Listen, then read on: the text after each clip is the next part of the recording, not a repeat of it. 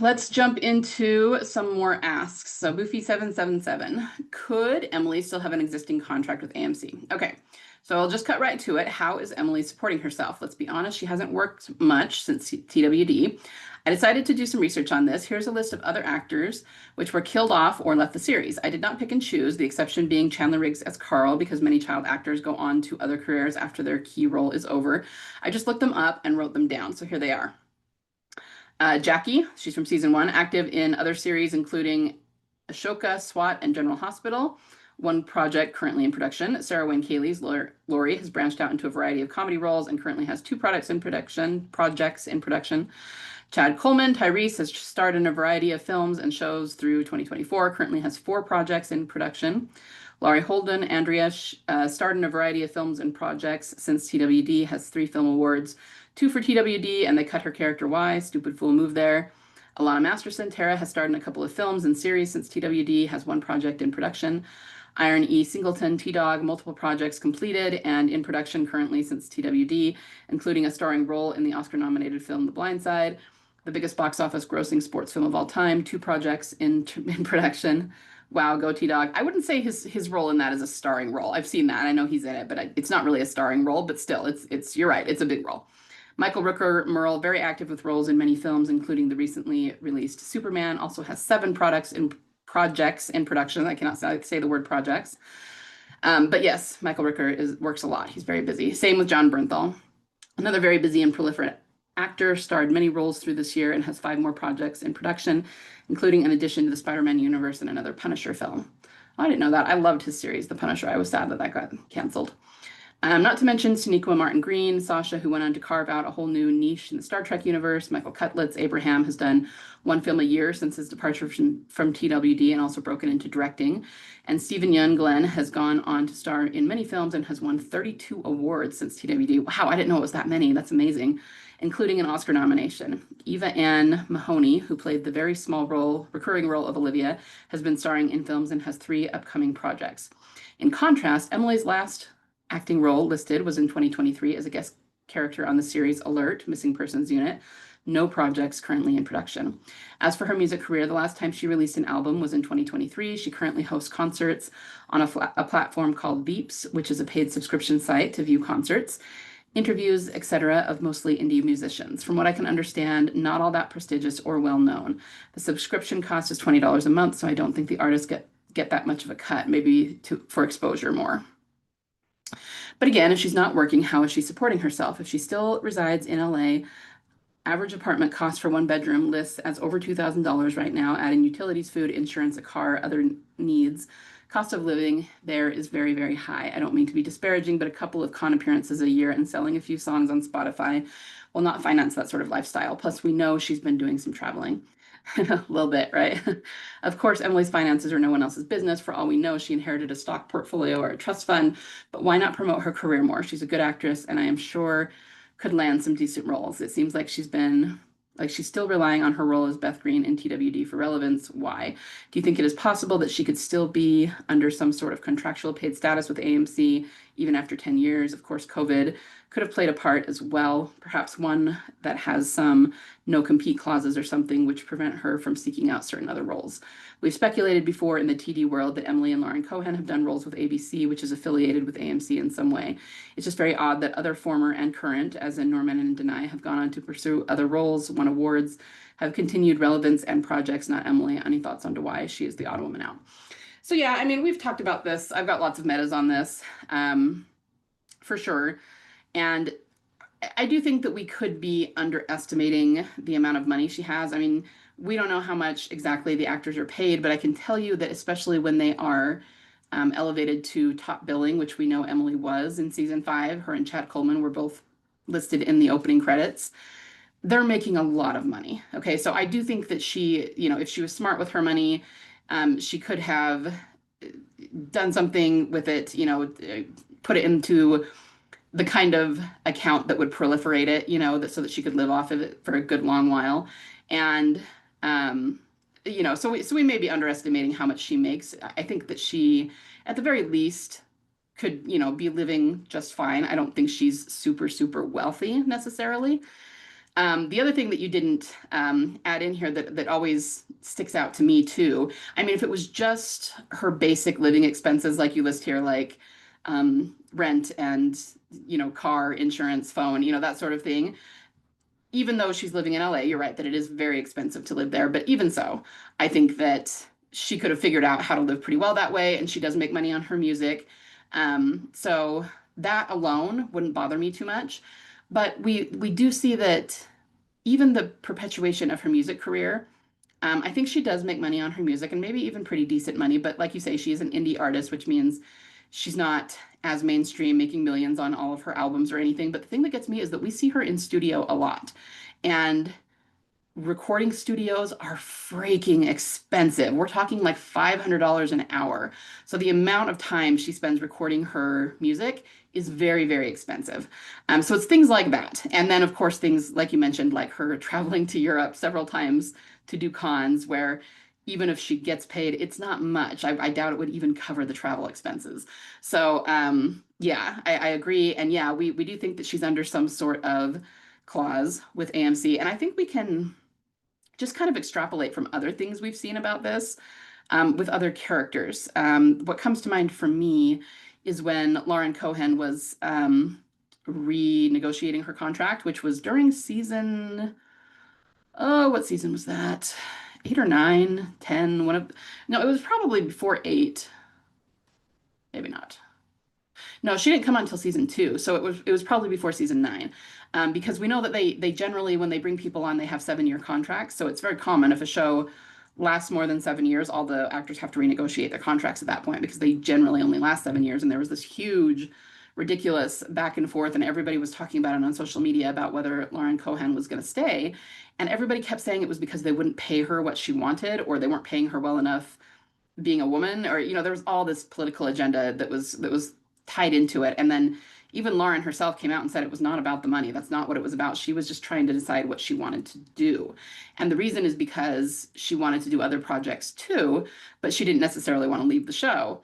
And so what that tells me is that they have pretty strict contracts that don't always allow the actors to do anything else while they're under contract to AMC. And that's actually common. If you look up if you just research actor contracts, very often they do say that. You would think, oh, well, they're doing this series, and then while they're not filming, why don't they just go do other films and stuff? Some of them do, and some of them can, but for many of them, it's in the contract that they cannot work for anybody else. No other network, nothing while they are under contract. They can only do this show.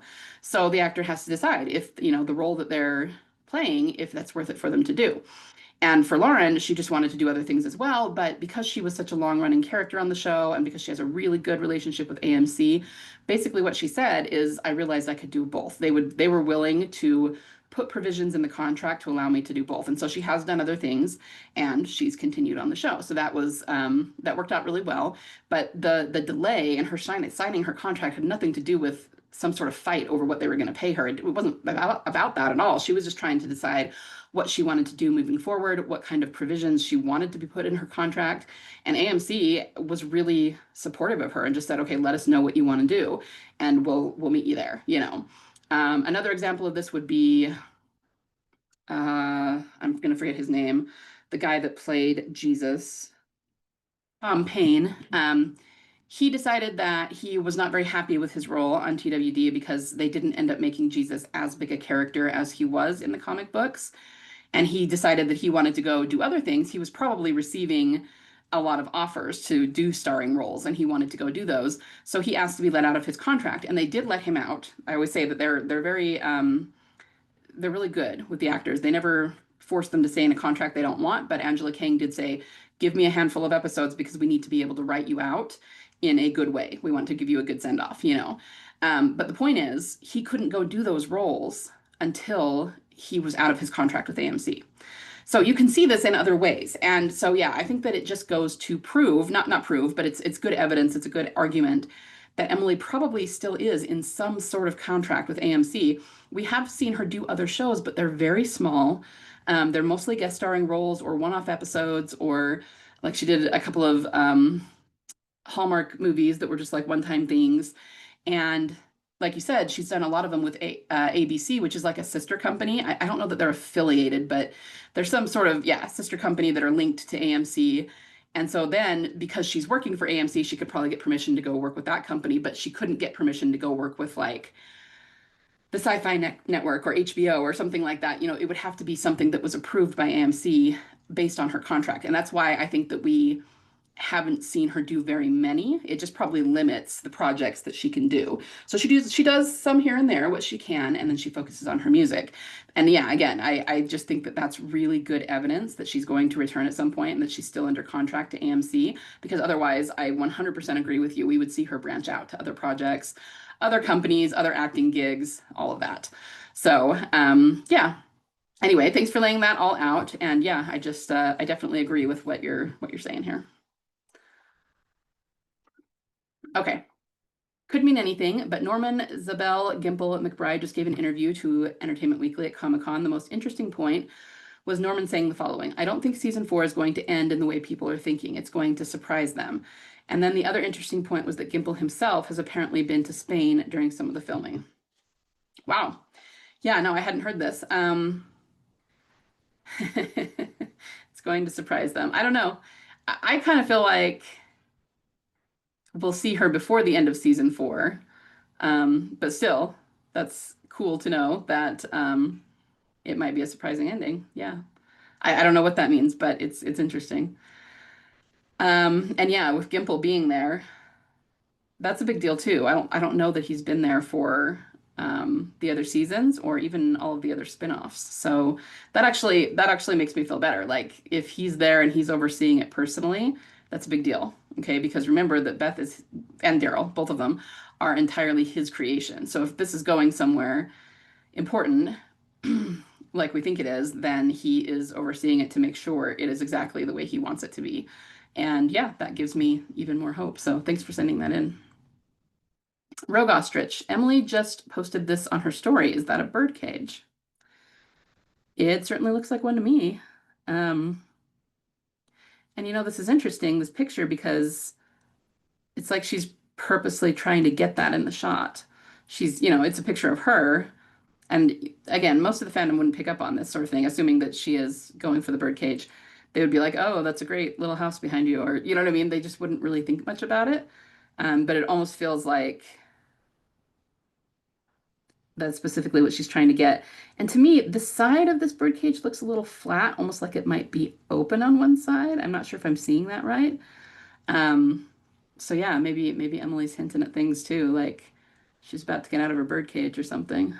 But yeah, thanks for sending that in. That's super interesting.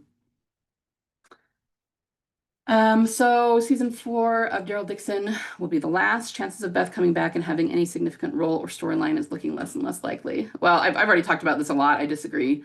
Um, just because Daryl Dixon is ending doesn't mean that the TWD universe is ending. They've pretty much confirmed that they're gonna do a whole show with all of the characters coming back together. So I think her role will be very significant. I just think that it's going to go beyond the spinoff. So, okay.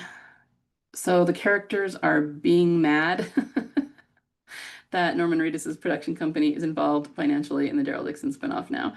So we've got a couple of these about the Carolers being upset, and I was just kind of laughing when I was reading them. I don't know what this is. I don't know why they're mad, but who cares? Why did they care? It's actually very, very common. Once actors get to be well known and they have a lot of money and they're pretty seasoned, it's very common to see them become executive producers on their own shows or say that they direct the show or they produce this episode or that sort of thing. So it's not surprising at all that his production company would be involved financially. Like, I would almost expect that. Like, why wouldn't it? Um, so yeah, I'm not sure why they're mad about that now. Maybe, probably knowing the Carolers and knowing how much they flipped out when Norman was telling the story about Daryl thinking that Beth liked him, and they started to say like, the the powers that be need to rein him in. He's just going off doing his own thing. And I laughed about that too and pointed out that anything he says has been approved by the showrunners, so he wouldn't just say something like that. And it is a pre-recorded interview, so even if he said something they didn't like, all they have to do is edit it out. Like, it's not hard, people. So obviously anything that's put in, they wanted us to hear. So just knowing how they freaked out about that. Probably what they're thinking is that since his production company is involved financially, now they're going to do what he wants them to do. And if that is the case, that's what they're going to say, you guys. When Beth shows up, they're going to be like, he wanted her to show up and he's paying for it, so they let him do what he wanted. And never mind that he's not the writer and that Gimple has been planning this since like season 3. So, you know, whatever. But yeah, I have to chuckle and then scroll on, you know. All right, so this is another one. Apparently, Carol is implied to get with a random per the Carolers guy in the next season of Daryl Dixon, which the Dark Ship is enraged about. I'm sure they are. Do I like it? Because in my opinion, she needs to get her behind back home and reconcile with Ezekiel. No, but she has a long history of running away from being in a place where she forgives herself and is happy again. On the other hand, please, yes, that drilled home to everyone that Carol was never a thing and was never going to happen, since Daryl and Carol laughed it off in season 2, 3, whichever one episode they're outside the prison and Beth sings. Yeah, totally agree. That was season 3, episode either 1 or 2. Yeah, I mean, you're right that she does run away from this. And again, this feels a little bit to me like, you know, she's had other romances in the past. She was with Tobin. It seemed like there was another one. She was almost with Atlas, although nothing actually happened there because he got shot. So it just feels like something that they're doing short term, and maybe something, maybe much like with Daryl and Isabella, which I talked about because Norman was talking about this in that clip.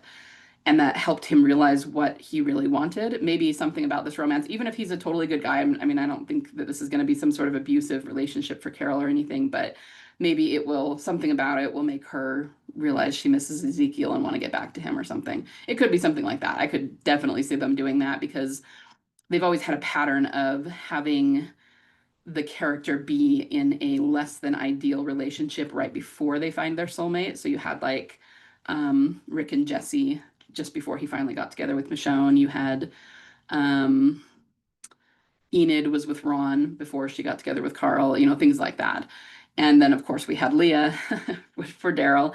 And even I think Isabel falls under that too. She was not nearly as toxic as Leah, but I talked about this a lot during seasons 1 and 2 that Daryl was not her first choice. You know, she did not want to be with him because she really wanted to be with him. She decided to be with him because she felt like you know, there's no place for her here anymore, and that was really all she could do. And that's not terribly fair to Daryl. He should be with someone who really, really wants to be with him. And I just didn't feel like Isabel really did. So anyway, the point is, I can see them doing that with Carol and whoever this guy is. But yeah, I did say too, I think that they could be doing it as a way to give her a romance and even further, you know, nail the coffin shut on Carol, and that's not going to happen. So I agree.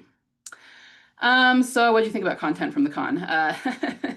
Well, given everything I've talked about in the last 3 or 4 videos, this is pretty non-specific. So hopefully you can watch those and get your answer. I think it's all great. I'm really excited for the new season. I think it's going the way we want it to go, and I'm very, very hopeful. So that kind of sums it up in a nutshell.